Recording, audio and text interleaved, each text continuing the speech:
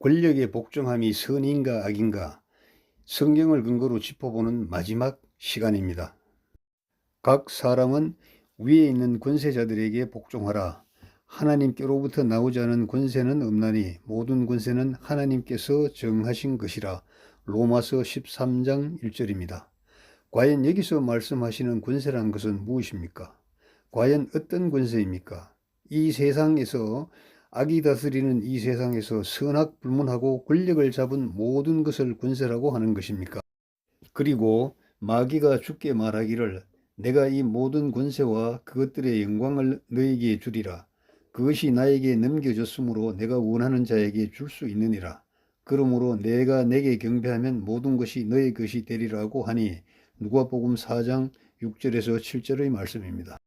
이 말씀에서 세상 권세는 마귀의 소유가 된 것입니다.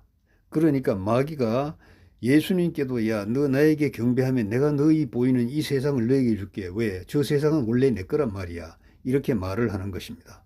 그러니까 여기서 말한 권세는 하나님의 영적 권세가 아니고 영적 권세이지 마귀가 다스리는 세상 권세가 아니라는 것은 분명하죠. 사도 바울은 에베소서에서 말합니다. 우리가 싸우는 그 대상은 우리와 같은 혈과 육이 아니라 정사들과 권세들과 이 세상 어둠의 주관자들과 높은 곳들에 있는 영적 악에 대항하는 것이라고 분명히 밝혔습니다. 그러니까 이 세상 권세에 우리가 무조건 복종하는 것이 아니고 악의 지배를 받는 그 세상 권세에는 우리가 저항해야 한다는 겁니다. 그리스도인들은 악의 그 본체인 마귀의 술책에는 대항해야 한다는 겁니다. 대항만 하는 게 아니고 대항해서 이길 수 있도록 하나님의 전신 갑옷을 입어야 한다는 것이죠. 13장 1절에서는 권세에 복종하라고 분명히 명령하셨지만은 하나님을 섬기는 그리스도인의 선행에 대해서까지 위협이 되는 마귀의 술책이 한 권세라면 그 권세에는 대항할 수밖에 없다는 것입니다. 문제는 지금 우리가 사는 세상입니다. 우리가 사는 이 세상에서 어떻게 해야 되느냐는 겁니다. 그것은 하나님께서 원하시는 세상이 그나마 어떤 세상일까요? 그 세상의 기준을 잡아야 되거든요. 그래서 많은 역사를 통해 보면은 하나님께서 그나마 우리에게 허용해 주시는 세상은 자유민주주의 세상입니다. 왜냐하면 자유민주주의에서는요, 하나님의 복음을 전할 수 있기 때문입니다. 우리가 제한되고 죄악된 세상이지만은 그래도 이 자유민주주의 하에서 하나님의 복음이 전해지고 그리고 천년왕국이 세워지고 마지막 순간에 천국과 지옥으로 갈라지는 그 모든 것이 진행되는 것입니다. 그리고 또 하나 자본주의 시장경제입니다. 왜냐하면 자본주의 시장경제 이 자체가 자유를 기반으로 한 것이기 때문에 자유의사에 의해서 이루어지는 시장이기 때문에 그렇습니다. 그리고 문화와 복지입니다. 시장경제에서 돈을 번 사람도 있고 벌지 못하는 사람도 있습니다. 벌지 못한 사람들을 위해서도 번 사람이 돈을 내어서 이 문화와 복지를 우리가 시행토록 해야 되고, 그리고 이 모든 것을 아우르는 것이 바로 법치입니다. 바로 이 법을 잘 집행하는 사람이 하나님으로부터 권세를 부여받은 사람이고 이 세상을 제대로 질서 있게 지키는 사람입니다. 이 사람들이 문제가 많죠. 그러나 솔로몬은 공직자들이 문제가 많지만은 그 덕분에 이 사회의 기강이 유지된다는 긍정적인 측면도 있다고 설명을 했습니다. 항상 하나님의 권한을, 하나님의 사명을 받은 이 권세자들, 권력자들은 하나님의 뜻에 따라 모든 것을 집행해야 하지만은 이 본인 자체도 죄악 많은 사람인지라 여러 가지 문제가 많습니다. 지금 대한민국에서 뭐 판사들이 돈에 넘어간다는 둥, 검사들이 자기 이익을 따라서 법을 집행하는 둥, 지금 말이 많지 않습니까? 대통령은 의왕구치소에 들어가 있고 이제 곧 대선을 해서 내가 대통령 되겠다는 사람들이 물밑에서 움직이고 있고, 그리고 한쪽에서는 법의 집행이 잘못되었다고 아우성치는데 또 한쪽에서는 뭐 어때 법 가진 사람이 이 정도는 할 수 있지 뭐 이런 아수라판 혼돈의 도가니, 그리고 2판 4판 정말 공사판 이렇게 된 지금 대한민국이거든요. 자, 이런 상황에서 우리는 어떻게 해야 되느냐, 이것이 가장 중요합니다. 북한의 공산주의, 중국의 공산주의가 아시아 대륙에서 하나 남은 자유와 번영을 구가하는 세계 6대 제국 대한민국을 먹기 위해서 70년 동안 공작을 해왔거든요.